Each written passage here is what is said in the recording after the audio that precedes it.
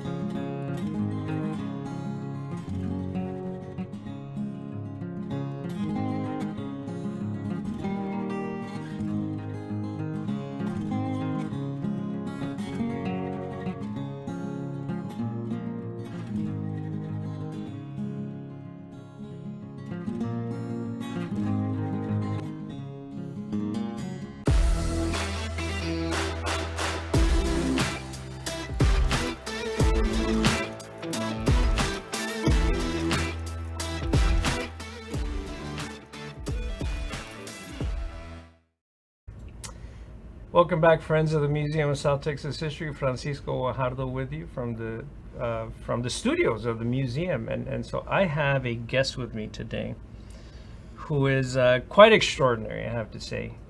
And so I'm going to ask her first what her name was that her mother gave her. Fran, what was the name your mother gave you? Xenia Francisca Torres. Oh my God. Xenia Francisca. So Xenia. you were set up for greatness from day one. Xenia. What does that mean, Fran? Xenia, my grandfather gave it to me because I was a preemie baby, born 6 months. You were a tiny baby. You were probably born like a pound and a half. I weighed a pound and a half. And where were you born? Mercedes, Texas. And who was your mother? Fedora Vasquez Torres. And your father? My father was Arturo Torres. And do you mind telling us the day you were born, and the month and the year? August 6, 1936. I'm 86. Bendito sea Dios. Yes. And Wow. proud of it. Yeah, yeah. And my grandfather said, this child needs a strong name. And so he said, we're going to call her Francisca, because my grandmother was a doña, a wonderful, magical, super woman. And he came back and he says, her name is Xenia.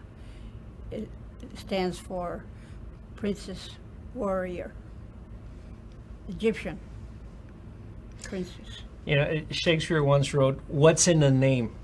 What's in a name? But there's so much in a name, isn't there? There is, yes. There's so much in a name. And particularly during that period, in those days anyway, you were named after a family member that perhaps died. Then it was a wonderful aunt, una tía grande, una mujer luchona.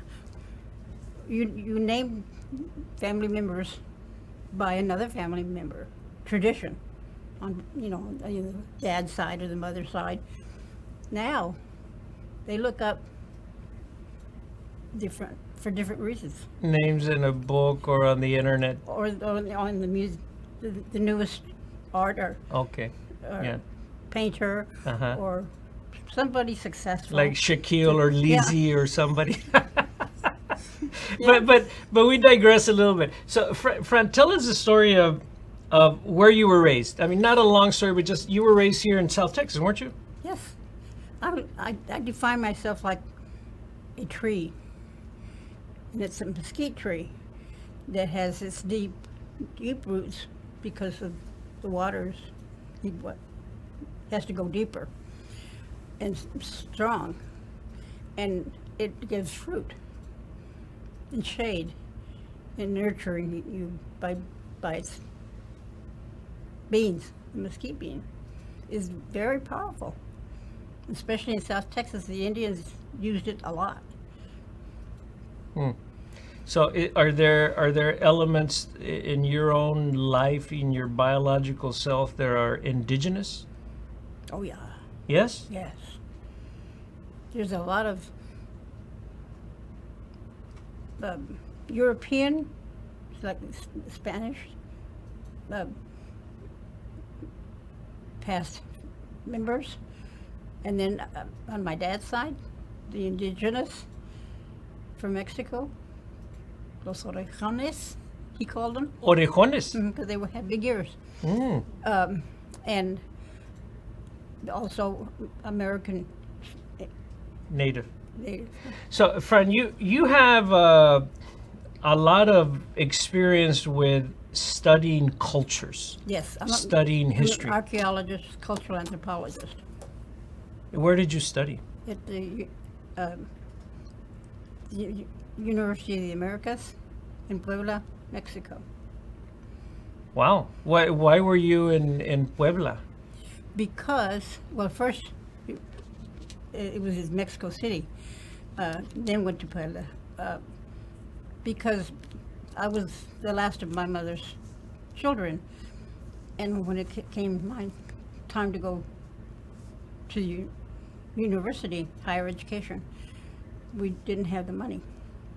So I looked around and found my university in Mexico City. How about that?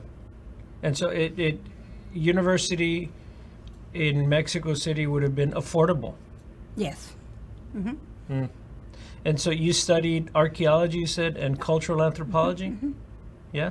And so you did what, like an undergraduate degree, or you also graduate degree, or what did you do? I had 2 degrees. And then I went to New York City. Left the Valley to go and work for some great museum somewhere. And didn't find work in museums other than you just started in the basement. Mm.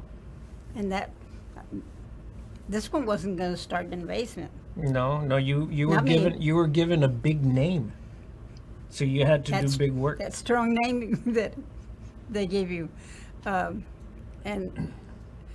my brother Reuben, who was also a designer and was living in New York City, said, "Mama, let her come. I'm here." And my mother said, "Okay." And he came, we were at dinner one night, and he said, "Hey, I heard something interesting. Harper's Bazaar is looking for an assistant editor. I think you'd like to working there." I said, "Hey, it's work." And so I went to work for Harper's Bazaar, the fashion magazine, and started a totally different Line of work. line of work. But Fran, you already had a cultural anthropology or anthropological sense. Oh yeah. And when you work for Harper's Bazaar, if it's fashion, it's human behavior. Hey, So you were equipped in some ways to. My education was a ladder that I used to do everything in my life because it was strong background, especially doing expeditions and working in digs and going to villages to do cultural traditions. So when you say going on digs, you mean archaeological digs. Mm-hmm. And when you say going to villages, you mean like Mexican villages to study something like the history and the culture of Dia de los Muertos? Yes. You did that? Yes. And so about what time period would that have been? This was in the 50s. In the Yes. 50s? Mm-hmm. Wow. So this would have been maybe 57, 58, 59 when you were in Chiapas or somewhere out there. Where were you? Mexico City. In Mexico City. Mm-hmm. Mm. And then Puebla. So you, I'm going to jump ahead here because you came to work in this museum when it was called the Hidalgo County Historical Museum. Mm-hmm. And you got here sometime in the 80s, maybe? Late 70s? I'm trying to remember. Yeah. But you were here for about 10 years. Yes. And you were the director of this place. Yes. When it was a fledgling place. It was an open door to what it could become and what we needed in the valley, what we needed in Edinburgh, especially with our university, and having this as having a museum to provide educational, further educational experiences.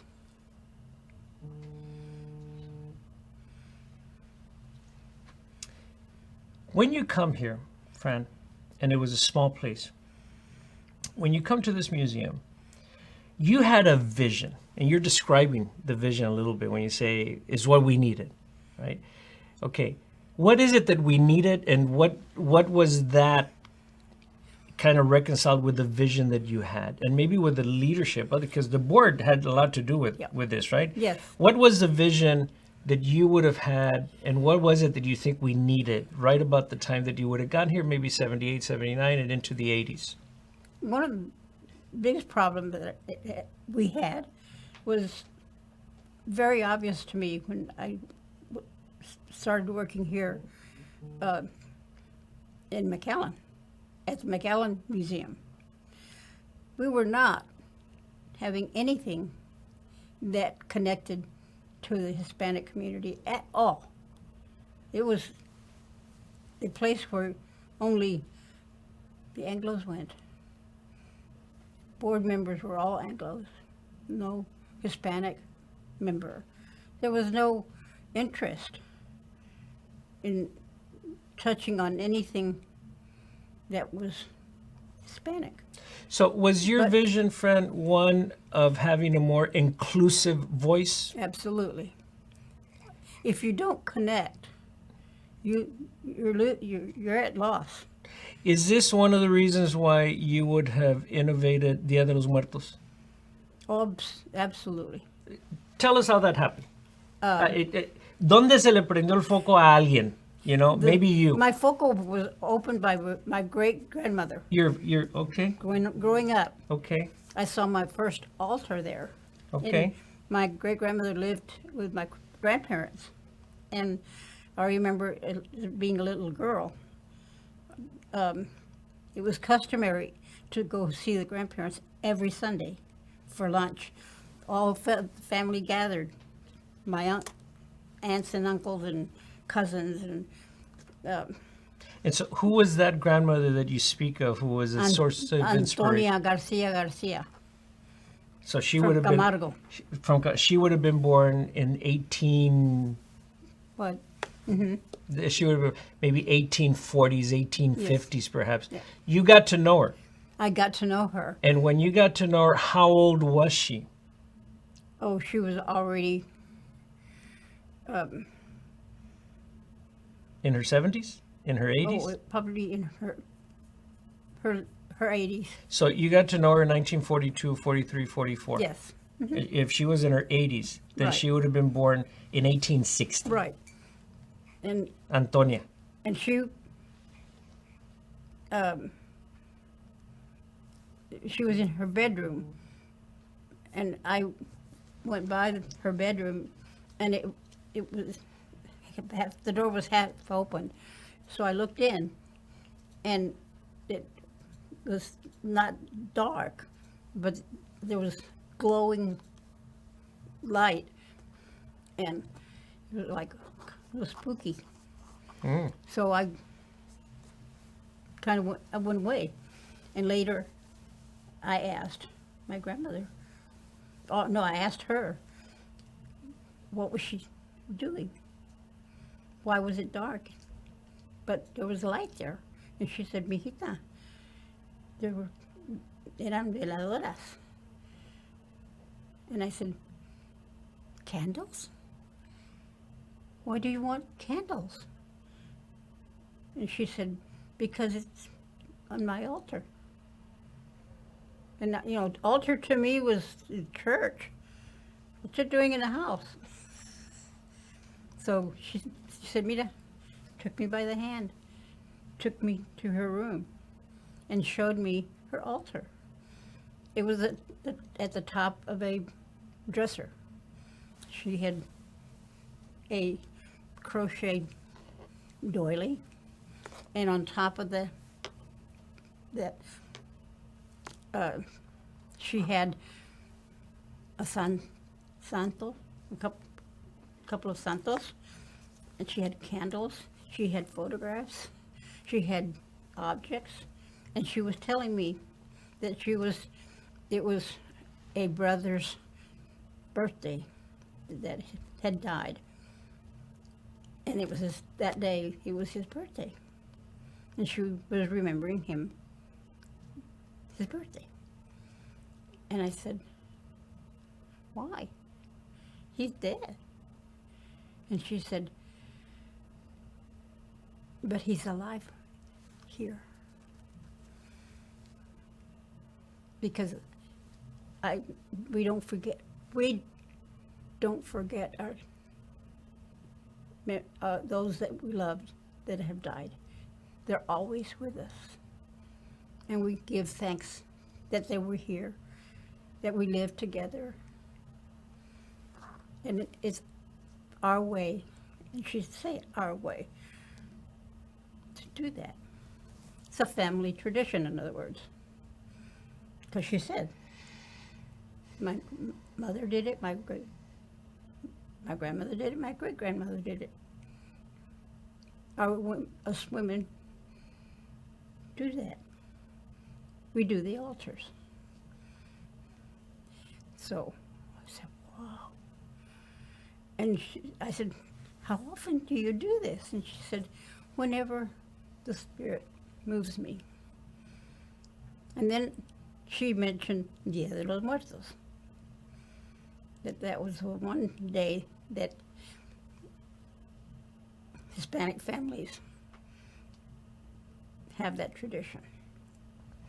It was very Mexican. You must have been how old when that happened? 8 or 10? No, not 10. 7 or 8, I think. So 80 years later, that story continues to move you. Absolutely. I think of her very often because she had the most beautiful hands I've ever seen.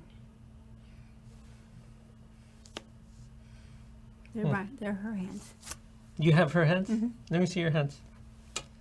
So what is it, Fran, about your grandmother's hands that made them beautiful? And what is it about your hands that make them beautiful? Because they're like hers, but hers were a little bit longer than mine, her fingers.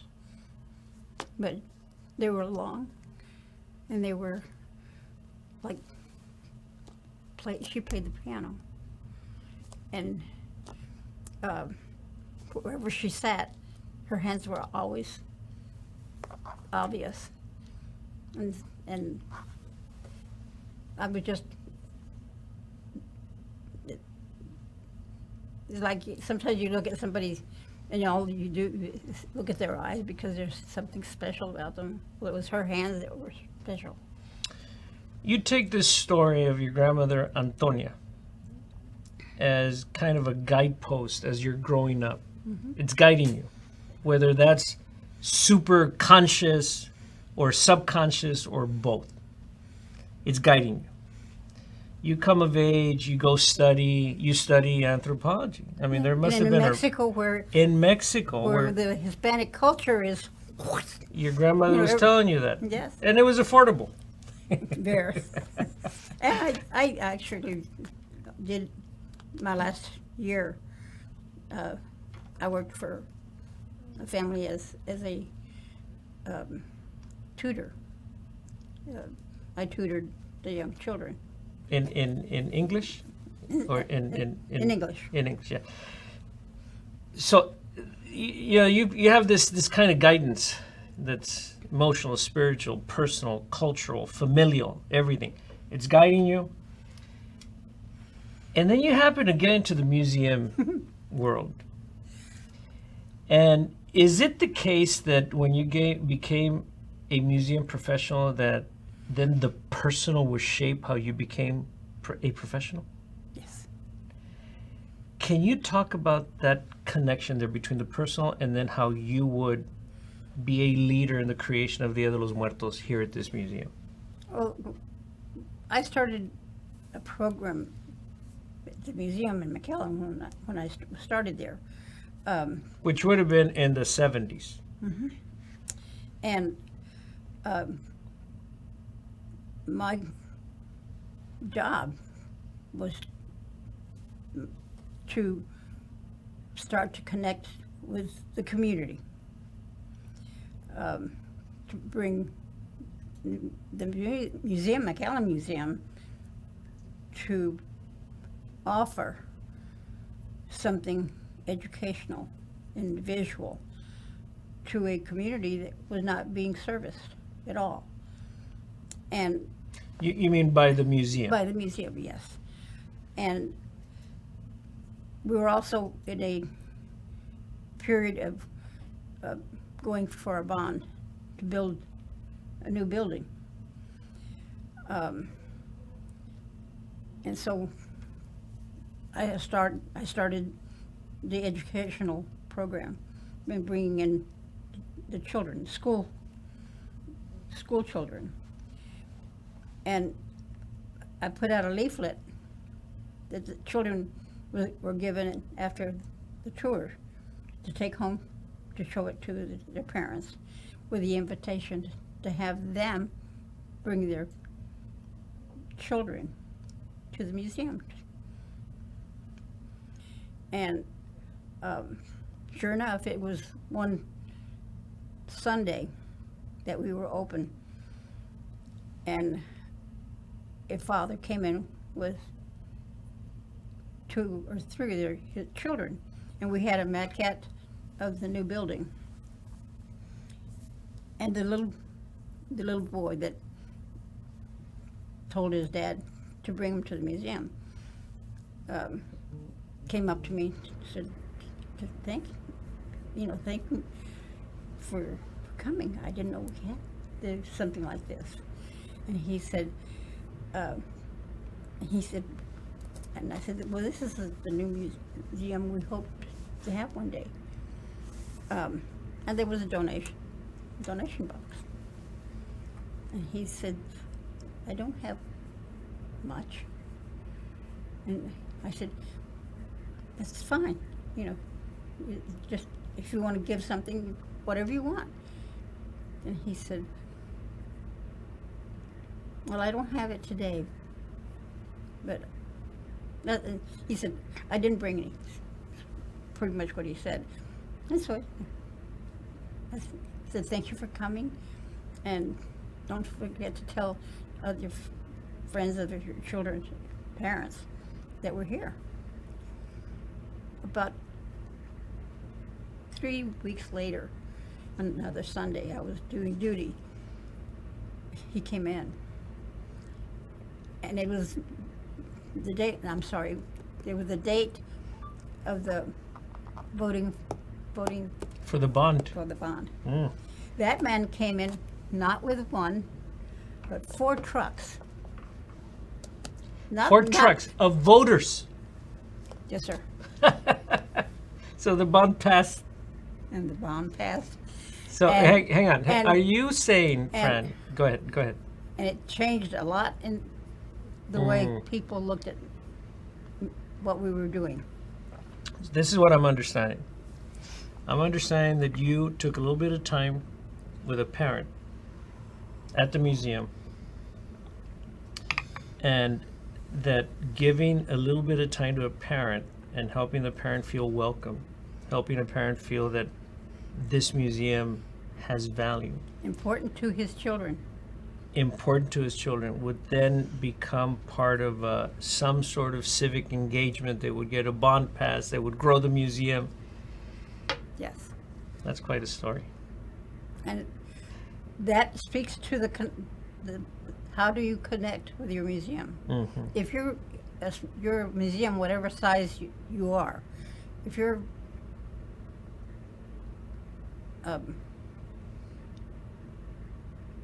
your numbers are down, your interest in your museum is down, the support is down, the membership is down, you're not connecting. Mm. You're not connected. The next, you've lost it, but you need to get it back if you want to survive.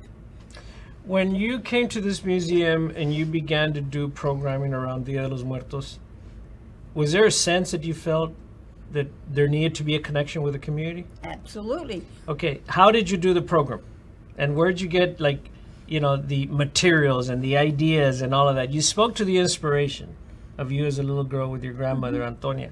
But And- how did you do it? And because uh, I am multilingual. Um, I, I like to walk, and I meet people, and I'd ask questions about, have you been to the museum? Well, I'd walk down in Edinburgh, and all the restaurants or at the bank or wherever I met people, I'd ask, have you been to the museum? A lot of times it was no. No, I went and there was nothing there for me. So you have to want your museum to be successful and find out if it's not doing its job, you need to get it done. And at that time, there was that a lot of, it's not our museum, it's not my museum. Like, you go in there, I don't see anything that speaks to me. The exhibit has to touch you. It has to make that connection. And I'll give you an example. Again, I was on duty here, and we had a painting that had been loaned to the museum, and it was the Virgin Mary with Jesus on her lap, and she's teaching him. It's a beautiful painting, and Tom and I talked about what we were going to do with it. So I said, let's do an altar and put her at the altar. And at that time, we had the issue of the building that was already in the pot being stirred. And this lady, and we had the altar, and my mother loaned me a kneeler that came out of their little chapel. So we had the kneeler in the little chapel. And I had a lady, she went up, downstairs and then went upstairs where the exhibition was, or the exhibit, and she didn't come down. She didn't come down. So I went up, and she was kneeling, and she was praying. And I stood there, and then she got up, and I said, I'm sorry, but you're not supposed to be in the chapel. And she said, I'm sorry, but I just had to pay respects. And about a month later, she came in with a check.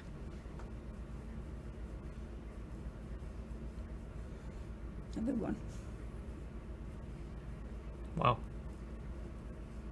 So that exhibit spoke loud and clear.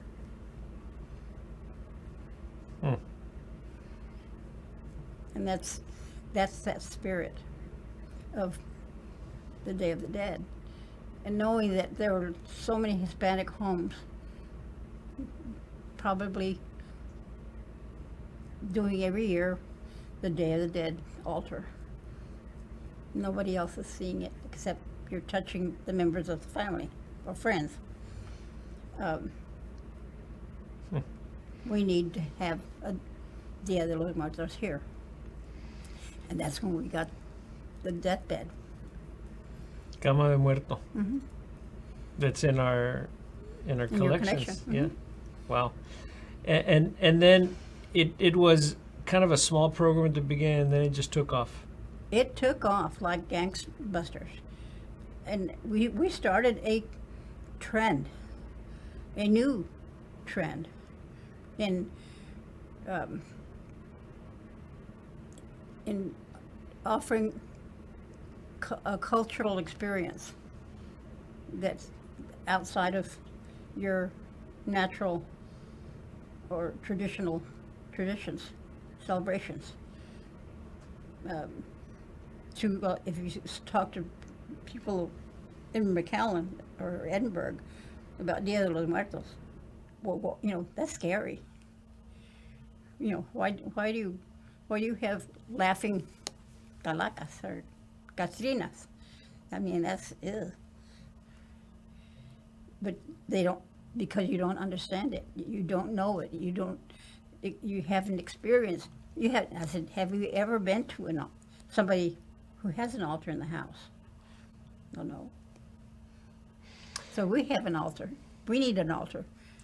So, Fran, as you reflect on the last 45 years, or whatever number of years, maybe it's 40 to 45 years of this kind of cultural reproduction through Dia de los Muertos, how do you make sense of all that history? Regionally, but also nationally and perhaps even internationally. It's impressive to me how far this interest in Dia de los Muertos, nationally, international. The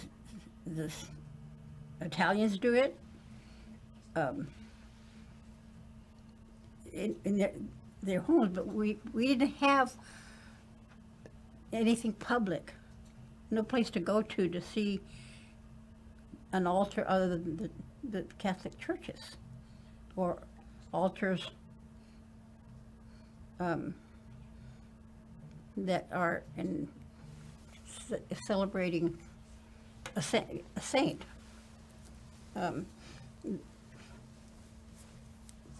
You'd have the day of Santo Ramon or Santo whoever, or La Santa Maria, but you don't have an altar. What was the role of this museum in making this public, making this a celebration? To give our visitor something that was interesting visually and that touched you spiritually, and not necessarily in a religious way, but it touched you as a human being, because we're talking about life and death. We're talking about past generations, and we're learning about who we are. Who were we? Where did I come from? Why? How do I remember someone that you love died? How do you experience that? Altars are healing.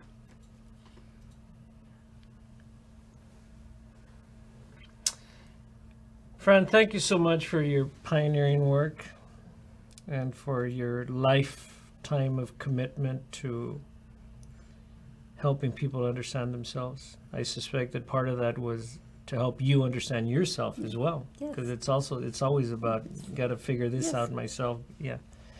I'm on the same travel. Yeah. What's interesting is what's coming and how it's coming. How are we going to celebrate Day of the Dead? We now do it on the web by technology, modern technology. Movies, altars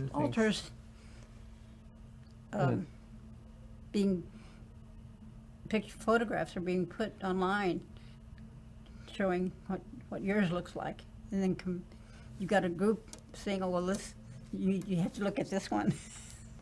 Well, thank you, Fran, for coming to the museum once again. You've always been so generous with this museum and with us. We really appreciate your time and your commitment to all of this. I appreciate what you all are doing for us who live here, and for the generations that are going to be here, because I know this museum is the best thing that it could ever happen to South Texas. Well, thank you for being a part of it. You see, I thought it was going to be like a 7 or 8 minute conversation. You know what this turned into, friend? I don't know.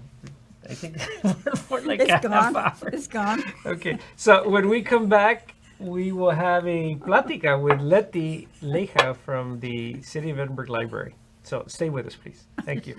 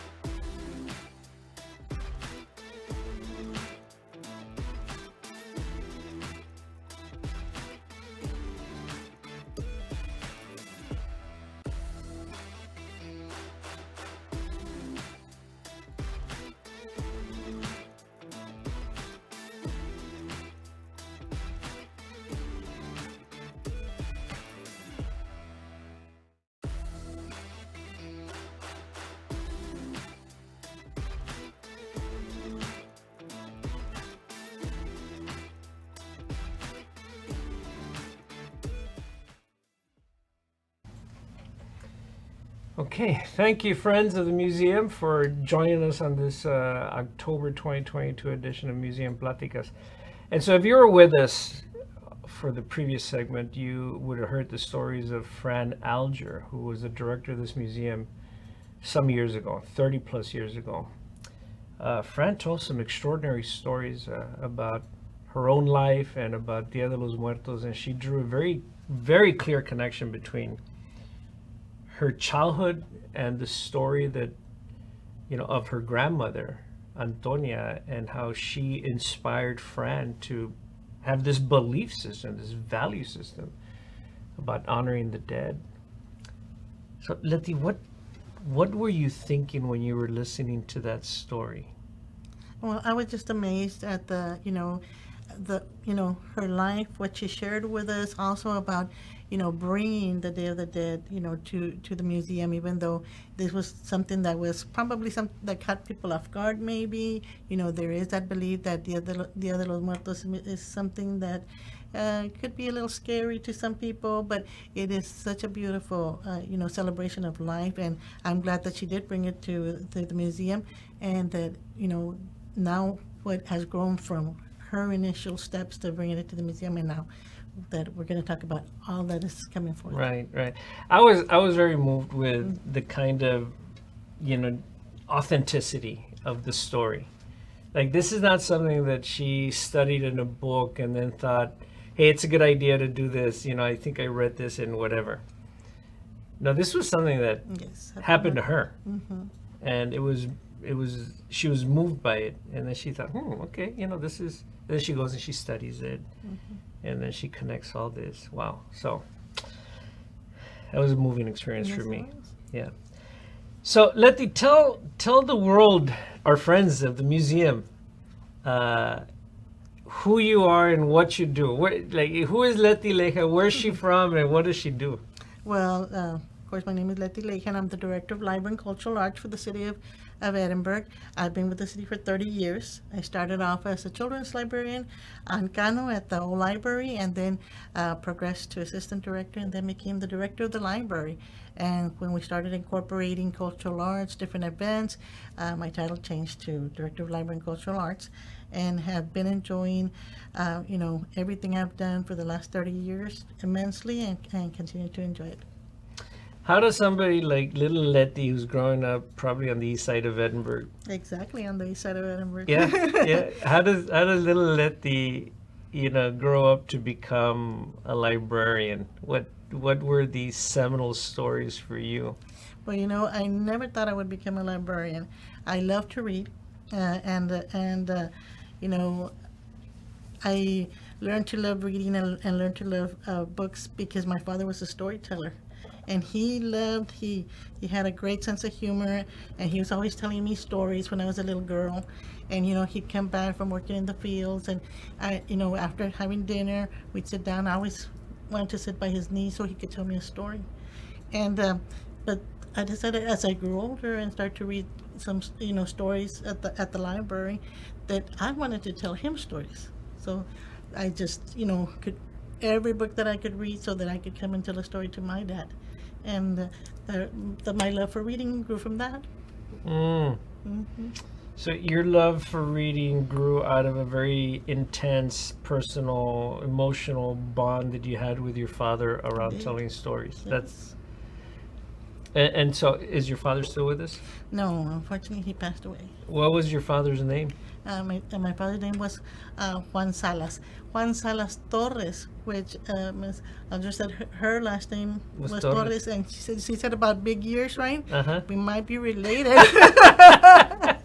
Because we always thought it was the Salas years, but it could be the Torres years. Okay, and so and your father was what did he commit his life to besides raising a family and that sort of thing? My father worked in various ranches throughout the RGB. We initially were living in Raymondville, but got to Edinburgh as soon as we could, like they say. I was here at elementary, Travis Elementary, then Jefferson, and then graduated from Edinburgh High School, 1981. And how about your mother? Where was she from? Well, actually, my mother was born in Robstown, Texas. Really? Yes, when she, unfortunately, during the repatriation in 1928, I think. In the 30s. In the 30s. Uh-huh. Her and her family were sent back, packed in a train and sent back to Mexico, even though, of course, at that point, her sisters were American citizens because they were born here. But they were sent back to Guanajuato, where the family was originally from. What year was your mother born? 1920. And so your mother would have had a clear memory of this because this happened when she was like 15 years old. I think she was more like 10 years old or Okay. something like that. Okay. Wow. Mm-hmm. So the repatriation program is a program that was a federal government supported program that during the Great Depression, when there were so many people out of work, looked to send people back to Mexico, Yep. not to France or to Italy because you had to take them across the ocean, but to Mexico because there were issues with the labor market Right. in the U.S. And you're saying that your mother and that family, your mother's family, Yes. would have been taken to Mexico, Yes. even though some of them may have been born here. Yes, they were. Mm-hmm. Really? Yes. Was your mother born here? My mother was born in Robstown, Texas. And she was sent to Guanajuato, She was sent to Guanajuato. a place you didn't know. Didn't know. They went back with just whatever they could pack, and left home, left everything, and were sent back to Mexico. That's a crazy story. It was. Is your mother still with us? No, she's not, unfortunately. But your mother told you that story over and over again? Not over and over again. I think that was something that was kind of painful for her. She Mm. did share it, and we did talk about it a little bit, but not too much. Yeah. And your mother, if she were with us, she would be 102. That would be a long life. Wow. Huh. So I'm trying to make sense of Leija here. You know, these stories, you know, are like deeply, deeply historical, but deeply wounding as well, I would think, right? And this Right. is, you know, and Saludo writes about a historical trauma. Right. And so there's a lot of trauma here. Interesting. When Fran spoke about Dia de los Muertos, Mm-hmm. Fran said that Dia de los Muertos is very healing. Yes. It's very healing, she said. Mm-hmm. When you organize Dia de los Muertos events, talk about what it is that you see the community getting out of this. How do you see this? Well, I see I hope that the community comes to Dia de los Muertos. If they haven't, if they don't know about it, that they can learn about it. You know, prior to Dia de los Muertos, for many years we've had also some talks at the library, sharing a little bit what the Dia de los Muertos is about, what the Day of the Dead is about, trying to change the narrative of, no, it's not Halloween, no, it's not anything scary. You think of the Day of the Dead and you think zombies or you think something scary. But no, this is a celebration really of life, and a day to remember those that have gone on. In my family, I know that Fran mentioned that she had seen her grandmother and praying and that she had her altar.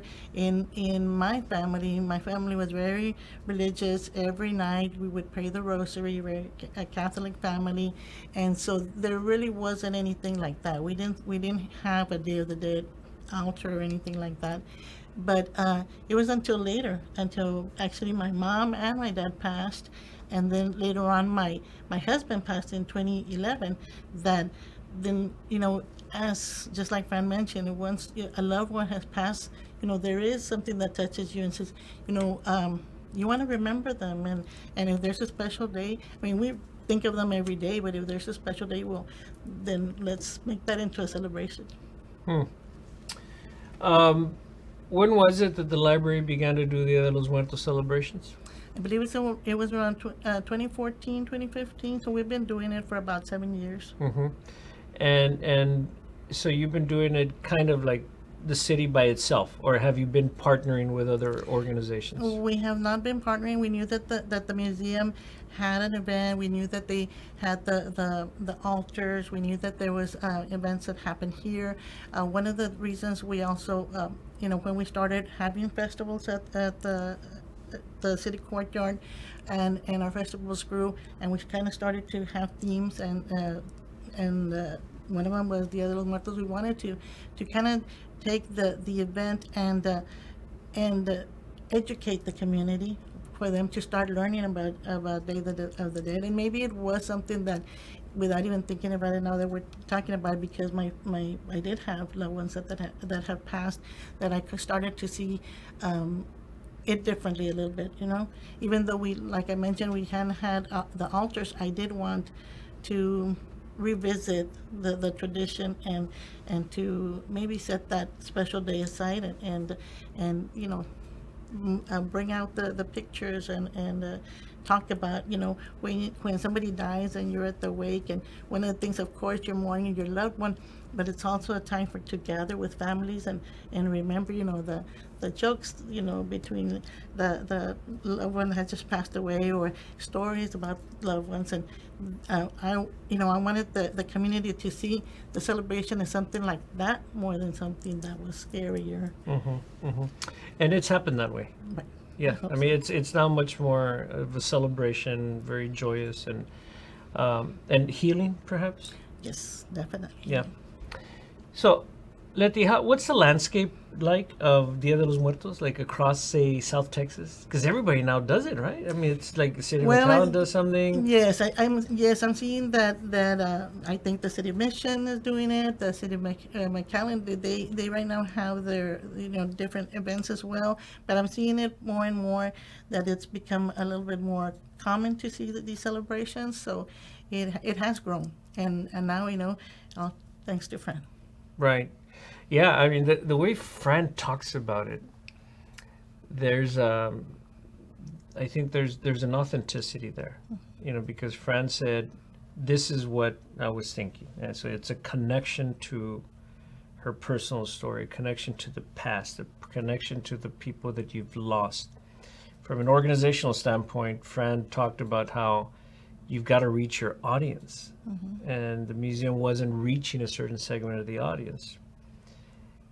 Is that what we're doing today? Yes, I think so. So I knew that, like I mentioned, that the museum had these events, but I also knew that many families in our community might not be able to afford to come in, to come to the museum. They might feel like it was something where they couldn't go to, or maybe I know that the admissions was being charged, that maybe if they have a large family that they felt that they couldn't, come to the event.